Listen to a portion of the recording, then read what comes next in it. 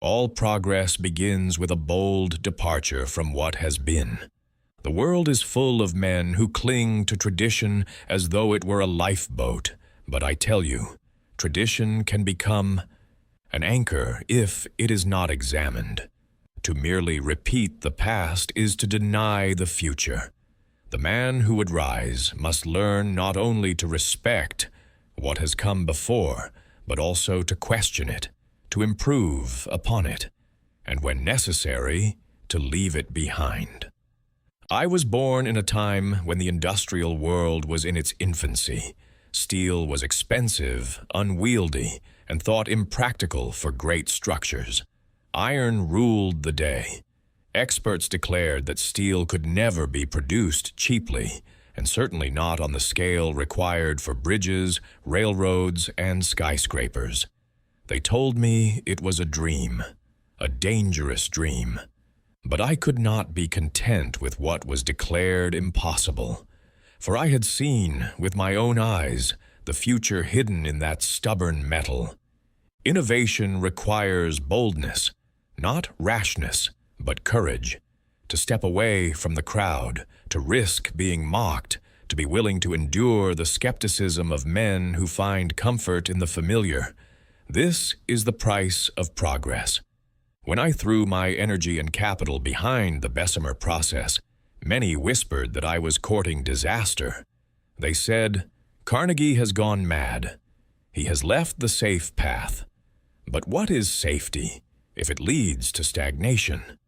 The man who fears risk may protect what he has, but he will never build what might be. The truth is, innovation is never welcomed at first. It threatens vested interests. It unsettles comfortable minds. It demands new learning, and it exposes the weakness of the old ways. Those who profit from the past will resist the future. That resistance is the test of your boldness. I learned that the future belongs not to the timid, but to the daring. Those who wait for universal approval will wait forever. Those who hesitate until the path is certain will never walk at all. If you wish to seize opportunity, you must be willing to move while others doubt. But understand me well. Innovation is not recklessness. It is not chasing novelty for novelty's sake. It is the careful study of what could be, matched with the courage to act upon it before the world is ready. It is the art of marrying vision with execution. Boldness without wisdom is folly. Wisdom without boldness is paralysis. The leader must carry both. When we built the great steel bridges, structures of a scale never before attempted, people trembled to walk across them. They feared they would collapse under the weight. And why not? It had never been done. But today, those bridges stand as monuments to courage. The same men who once trembled later marveled, and they forgot their doubts.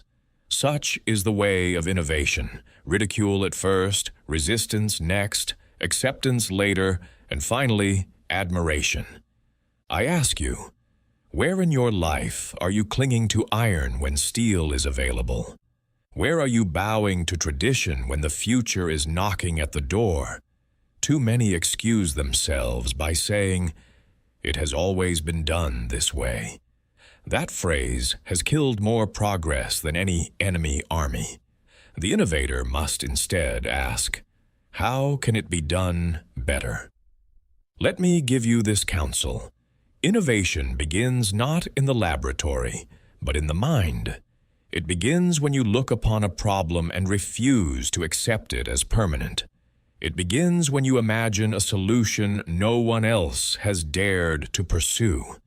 That imagination is the seed, but boldness, the courage to act, is the water that allows it to grow.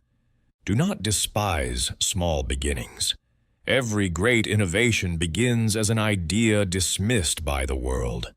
The telephone was ridiculed, the automobile was mocked, the airplane was thought impossible. Yet each of these, carried by bold men, reshaped civilization. The future is never born fully grown.